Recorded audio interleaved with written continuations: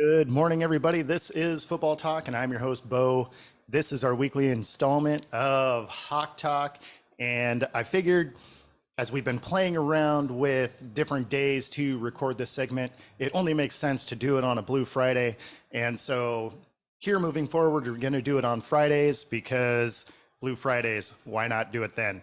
And although we didn't have a whole lot to feel good about with that loss to the Raiders, it does have some elements that inspire some confidence. And one of those is, even though the run was absolutely shut down for a second game in a row, Gino still had a good day. So he's still able to be efficient and on time, put up yards and get in the end zone, despite the fact that the run game was not a support of any kind. Now, naturally, that's not a recipe for success, but it did show that in some scenarios he would be able to put the team on his back, move forward, and keep us in the game. And there were plenty of moments that had they gone a different way, they could have definitely came out with the win. The Probably one of the biggest things that we were struggling with is for again, the second game in a row, we just can't seem to convert on third downs. So between the game against Tampa and then the game last week against the Raiders, they're 4-18 on third down, which man, it's really tough to win a game when you are that bad on third down. And then, of course, the run defense that I've talked about all year, that just is, I mean, it's terrible. Like, they can't stop the run. They had a couple of weeks where they were able to jump out to an early lead, and teams kind of had to either get away from the run or they just didn't have a solid run game anyway. But Jacobs goes for 229, and total rushing yards was 283 yards. I mean, if you're giving up almost 300 yards on the ground, the odds of you winning are pretty low.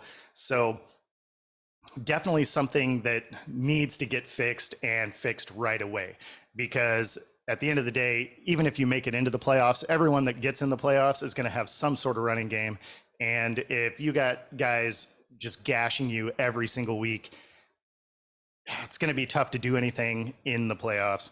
So obviously that's still a few games away, and the race for a wild card spot is very tight. So at this point, every game is essentially a playoff game anyway. But at the end of the day, man, you can't be giving up yards like this. So that is a very real area of concern. But again, Gino had a decent day. He did have some opportunities there at the end of the game. There is an unfortunate stat that in the last 2 minutes, we've put up 0 points through the entire season thus far. So we still haven't seen Gino be able to come and get that game-winning last, final drive. And then they did have an opportunity in overtime before Jacobs, had that 80-yard run for a touchdown on the Raiders' second possession in overtime. So there's definitely things to work on. There's little things that were encouraging. Diggs getting a couple of interceptions, one on the first play of the game, and then another one in the first quarter. So there's elements like that are good. And of course, the pass protection was pretty decent, especially as the game went on. But again, if Gino's got to do it all himself, I mean, that's not the guy, right? I don't want to call him a game manager so much, but he fits that profile a little bit better than somebody that can, like an Allen or a Mahomes, or, even Burrow at times, that can just put the game on his back and make it happen at the end of the game. We haven't seen Gino be able to do that yet. Not that he won't be able to, but we haven't seen it thus far. So the thing that is troubling between the last two losses is absolutely no push from that defensive line of any kind. They've been able to get in and get a sack here and there. So statistically, there's some things that, look fine. But man, Fournette hadn't been able to do anything all year. And then he gets us for 150 yards. And then, of course, you got Jacobs for 229, which is absolutely insane. So those are things that I don't know what they need to do, if they need to change some sort of blocking scheme or rushing schemes, or some stunts to move guys around to get off of blocks. But whatever it is, they are losing the battle up front, especially on that D line. So and then of course, if your running game is that effective, it opens the passing game up. And if you have to respect the run that much, it's hard to fire off the ball to get in. And also, I mean, if you're not getting off the blocks anyway, it's tough to get pressure. Carr definitely had some moments where he had all day to throw the ball. And you don't have to be a very good quarterback if you are standing back there with 4 or 5 seconds to throw the ball. Like, you're going to find somebody to throw. I feel like I could probably complete a pass if I have 5 or 6 seconds and some of the fastest guys in the league running through the field. I feel like I would accidentally get some completions there. So of course, Carr, who is a good quarterback, is going to put up some yards. He also had close to 300 yards. So it wasn't a good day. We'll just put it that way. So we'll go ahead and move on. There wasn't a lot of things to really build on there. It was mostly just bad tape. So we're going to move on to the HawkTalk questions. And first one out of the gate, people are already looking at the draft. So how do we use our 2 first-round picks? And so this is something where, we've touched on before. It's really going to come down to what it is Geno is trying to do with his contract.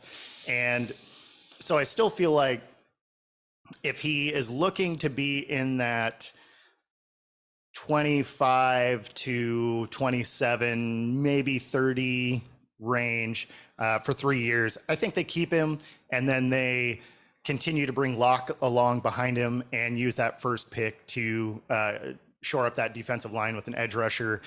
There's a couple of really nice edge rushers, and it's going to be high in the draft this year. Also an interior defensive lineman that'll all probably go in the, top 15, 18 picks.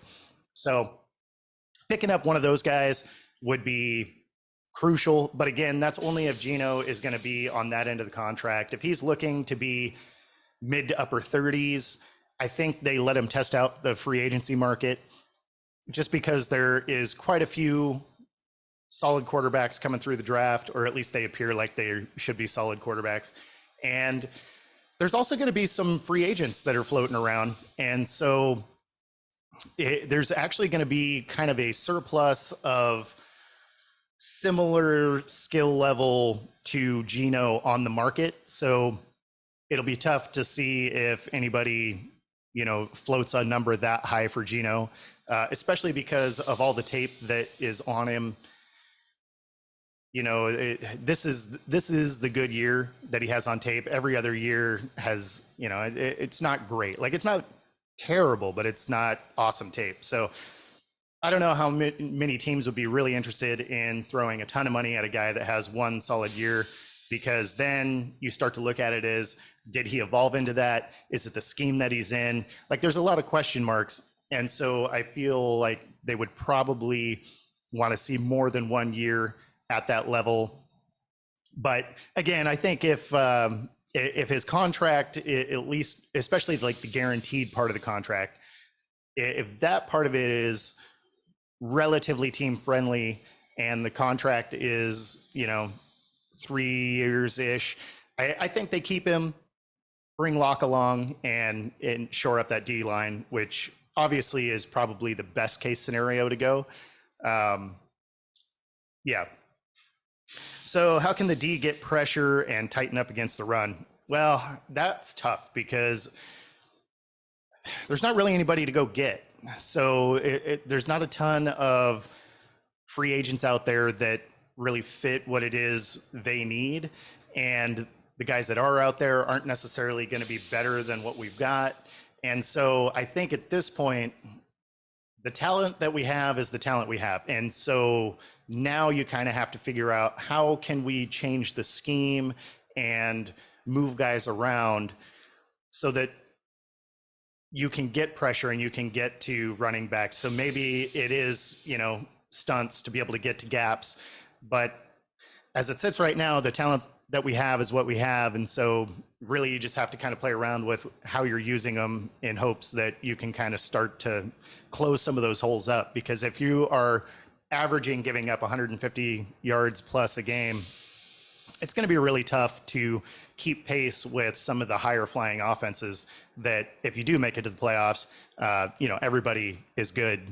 The pass games are solid. And if the run game is just adequate against this particular D, it's a little worrisome. So there's definitely some schematic things that need to change to help those guys out. Which DB has the highest ceiling out of the young core that is forming? Probably Woolen.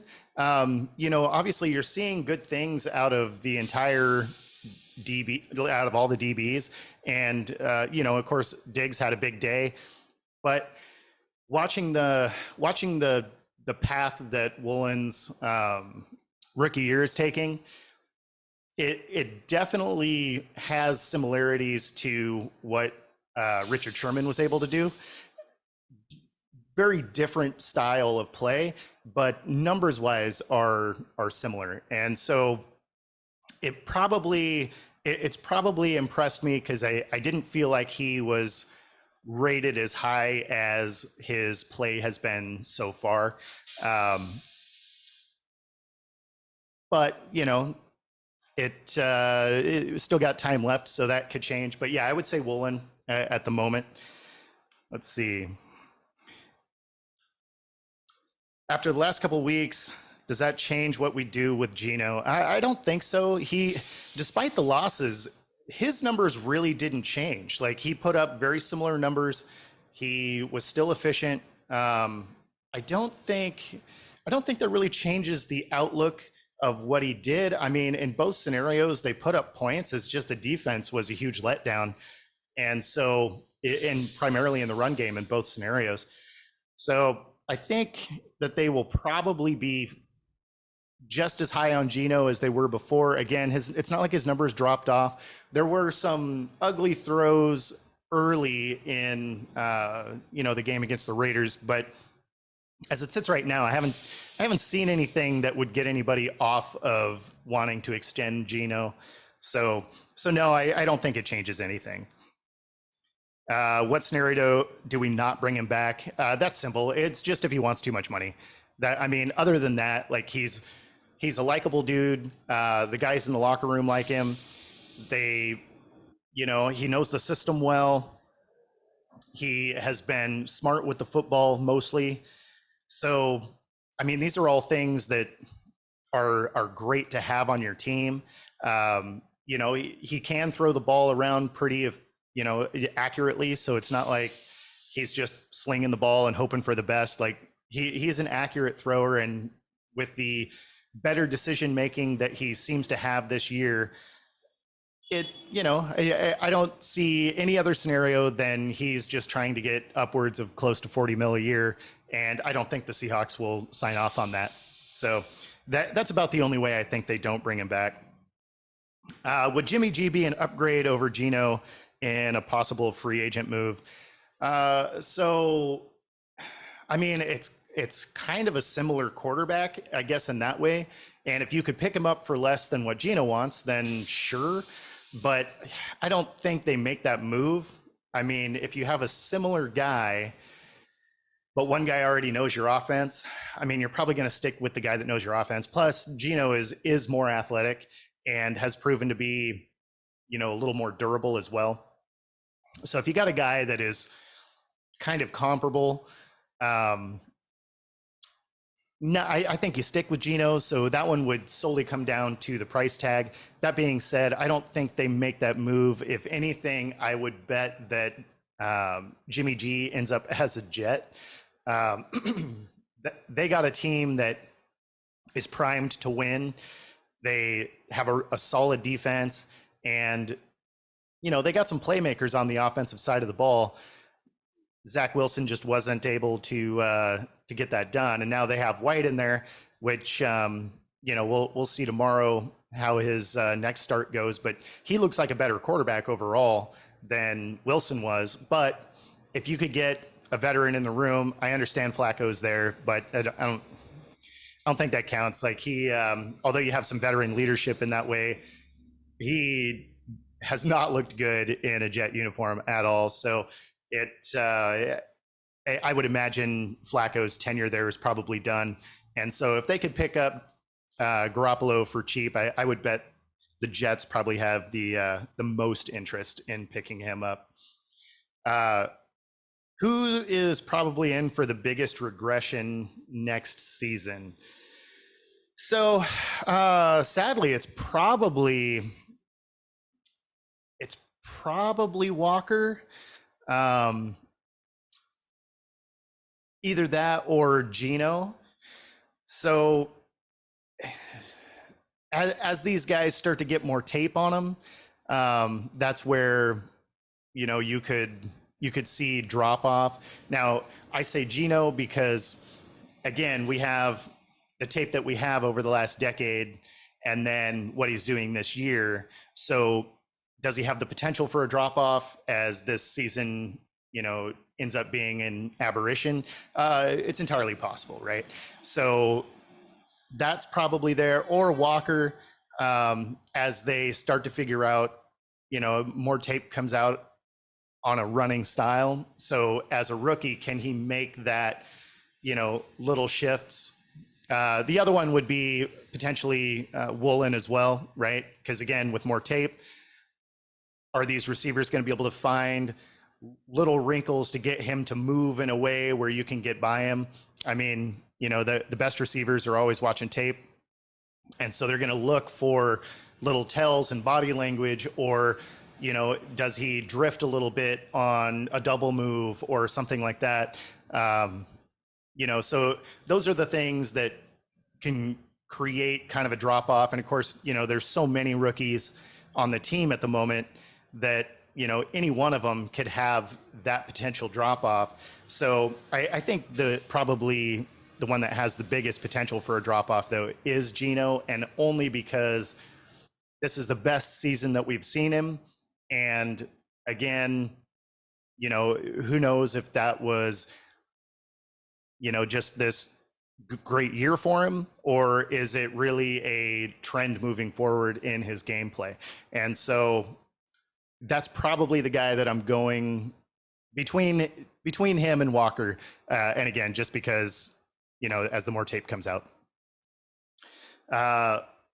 What players should we not bring back? I think the one that stands out the most is probably Penny. And hey, you feel bad for him because at the end of the day, he's a great back, great attitude, good dude around the locker room and stuff. But he's been hurt every year. And so even though they exercised that fifth year, he's going to be a unrestricted free agent, I believe. And so I think they let him walk, and, hopefully someone picks him up and gives him a shot, but this could easily be the end of his career. So not Walker, but Penny is definitely the one that stands out the most as far as, do you not bring him back? And it doesn't make sense to bring him back unless he's going to come back on, a really cheap kind of prove it that you can stay healthy deal.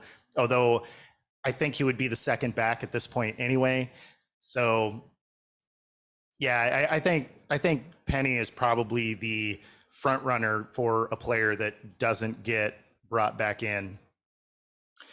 What's our final record the rest of the season and playoffs? So I think we can get both games against the Rams at this point. They are so beat up that, obviously we play them tomorrow. and then we have them the last week of the season. But with Cup done for the year, AD is out for tomorrow's game, or Sunday's game, and then Stafford also isn't playing this week, still in concussion protocol. So the only real starter that's coming back is going to be Wagner, that's getting the start on Sunday. So I figure both of those are wins. I think that we can split with the Niners. So I feel like we're probably still going to be maybe a 10-win team,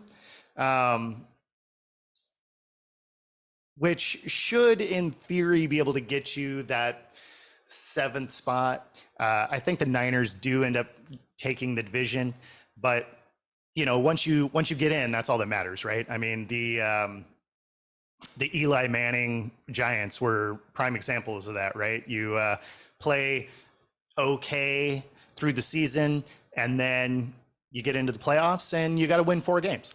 So they can probably get into the playoffs.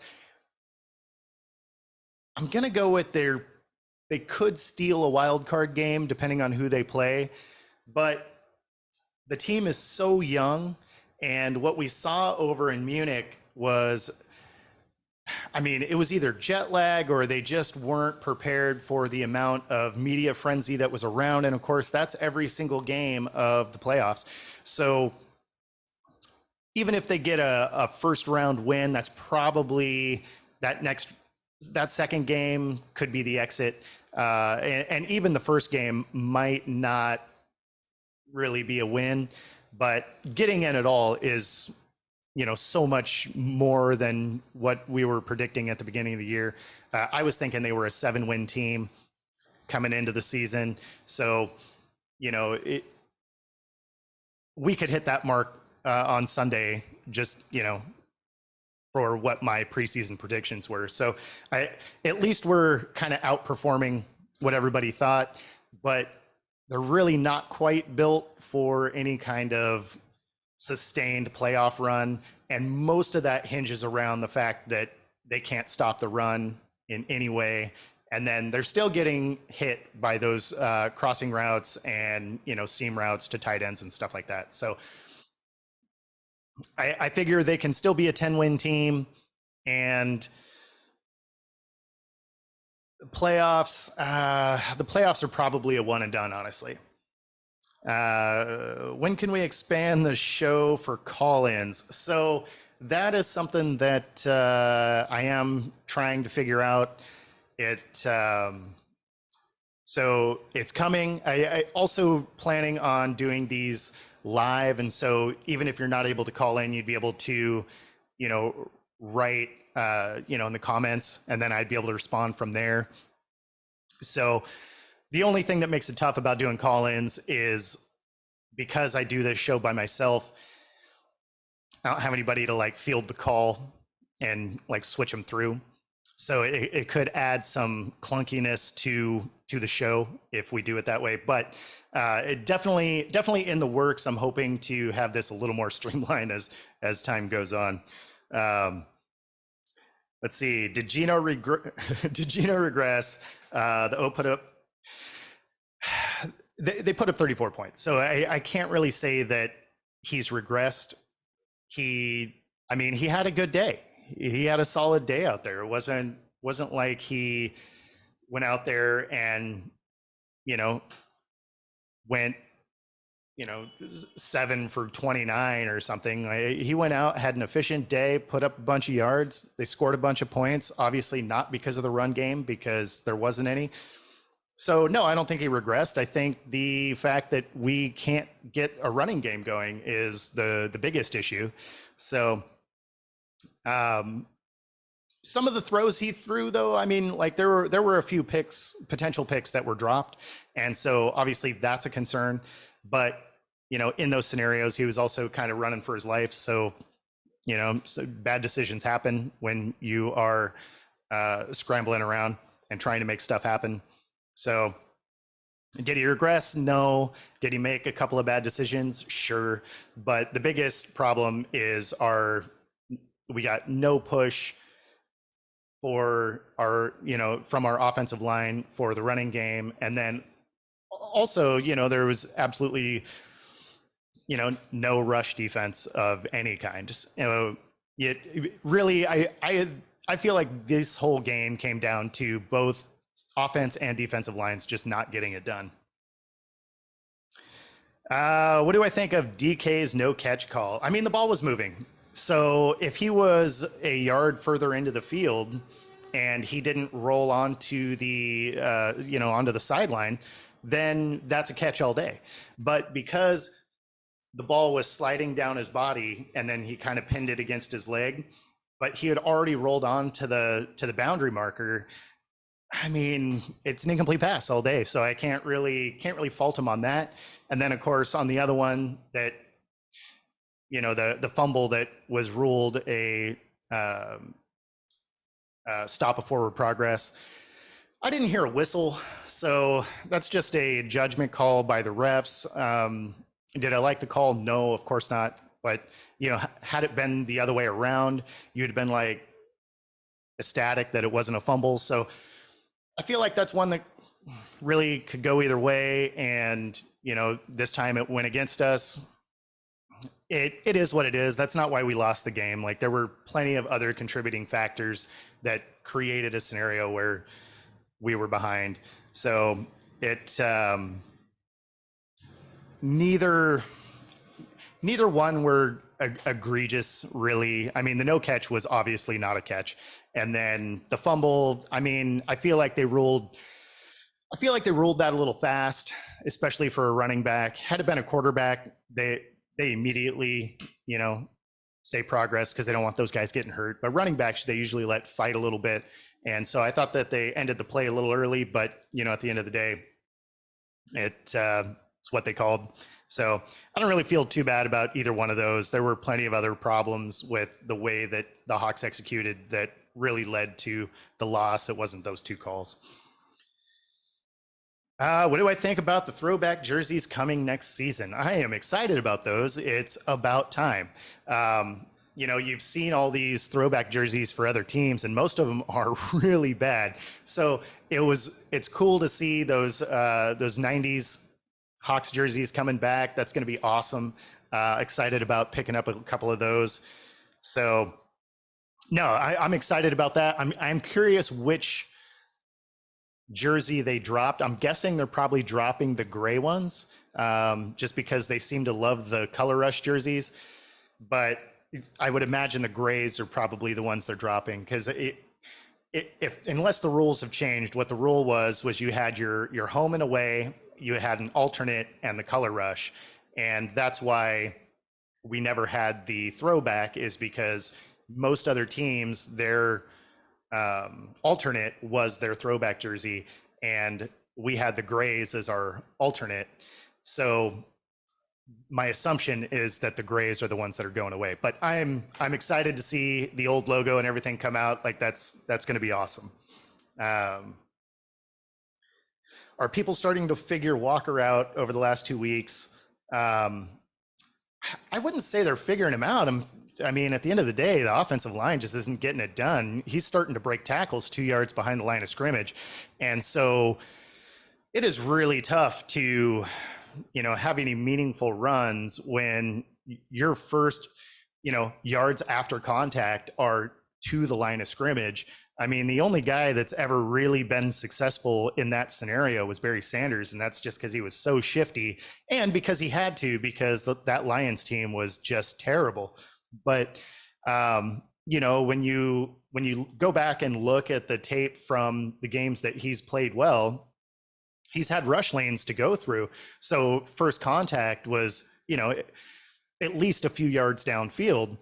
Well, if that first contact is behind the line of scrimmage, your hope is to get back to the line.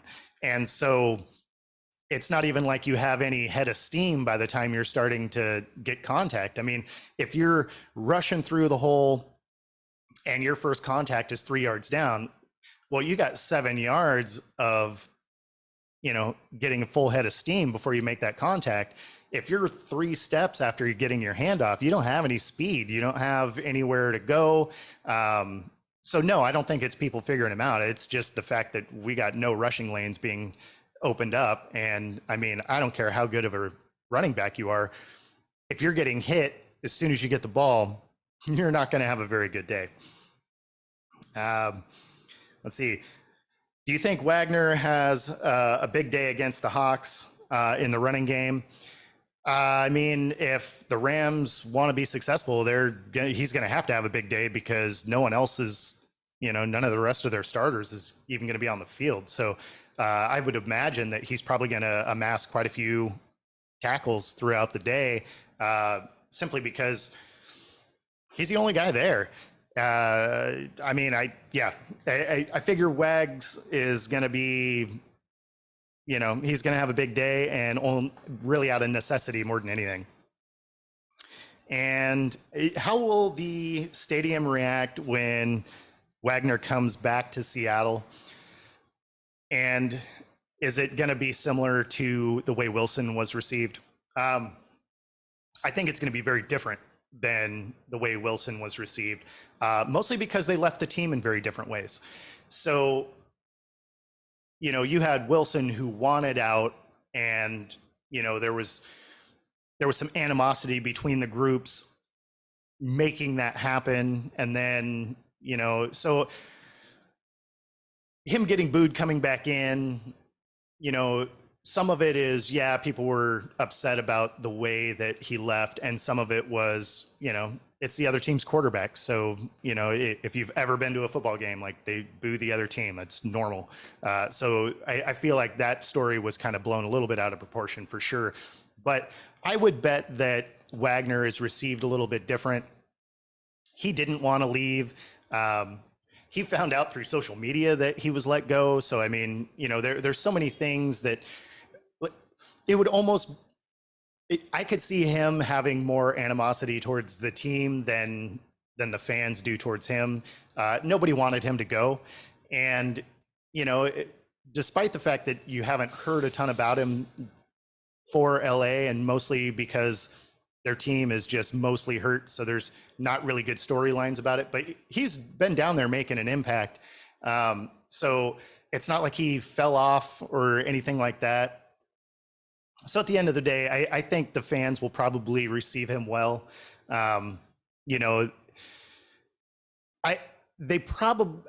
if they like cheer for him at the beginning, but certainly at the end of the game, they probably would. But again, I think it's just a very different scenario than the way Wilson left versus Wagner. So I feel like his return visit at the end of the year is going to be more of a warm reception. I don't think they're going to be really booing Wagner, or if they do, I'll be surprised. All right, so let's talk about the Rams a little bit. Like we stated earlier, they are beat up. So they are essentially a team of second stringers. Their O-line still has moving pieces. They're going to have a backup quarterback. They aren't going to have, they don't have AD. They don't have one or two of their linebackers. They have so many injuries just across the board. I think they have 11 guys that either had limited or didn't practice this week. I haven't seen an official out, as far as who's not playing, other than Donald, Cup, and Stafford. So the rest of the guys are questionable, and I imagine you probably won't actually get that list until probably until Saturday, really, as far as some of those guys, because I think some of them are game time decision. But and any of the guys that are game time decision, they may still get in there for a play or two, or depending on how it is they need to use them. But as it sits right now, it's just the 3 guys that are for sure out. But let's see, probably one of the things that really needs to get going, and it has less to do with winning this particular game and more to do with they need to correct some issues, and that is getting the running game going. And that is really going to be behind the line, figuring out how to move those, players around to create some gaps. Because as it sits right now, there hasn't been any, and any gaps that there were, guys were in them. So it's that's probably the biggest concern, is getting the rush game going. I would imagine that Gino and everybody is going to have the day that they've basically had all year. So that more or less is probably going to be the main issue. And, even with those injuries, it's really going to be important for the Hawks to not look past the Rams. The Rams play them tough no matter what, regardless of what the records are. It's a divisional game, and these guys come to beat each other up every single time. So if they start to look past them, it could easily become a trap game, and they could, catch an L against a team that definitely shouldn't create that scenario for them. But I feel like the Hawks win this game. They should absolutely win this game just because they are much healthier. So that's probably the biggest concern, is to make sure that they're not looking past them thinking they already have this one in the bag. But other than that, enjoy the rest of your Blue Friday, and subscribe. Be sure to send your questions each week, and we will answer as many of them as we can on the show. Enjoy the rest of your day, guys.